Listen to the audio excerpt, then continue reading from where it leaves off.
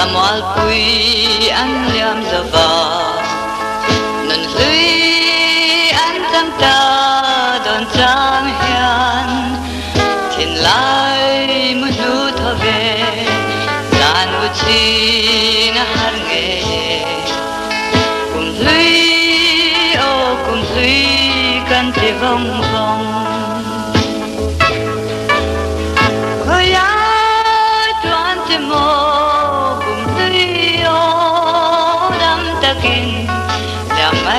la kan ai emani lim ni dong te kha kireloiliam pui ta mo ban lai un le kim te akan len lai ni te ngai la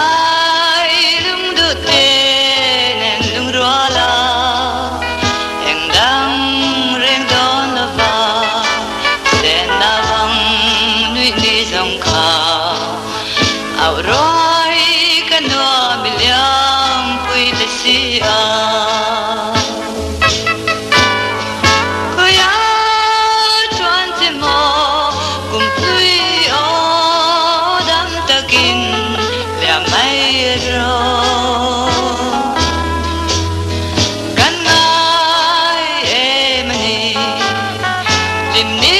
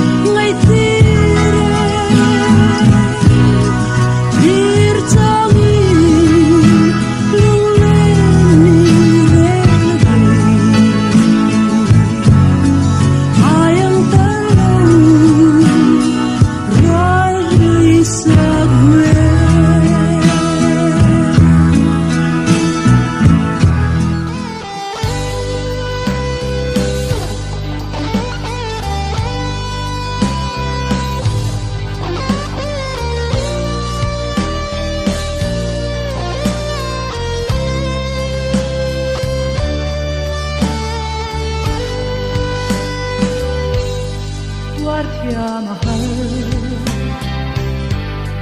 biru ngày bia thu sương ngâm xì lâu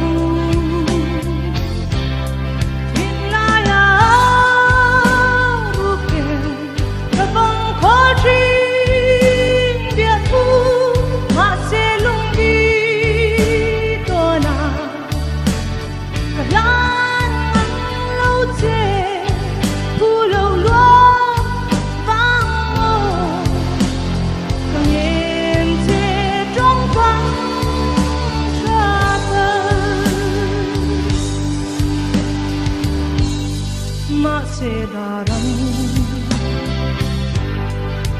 kan jaga Tekan lon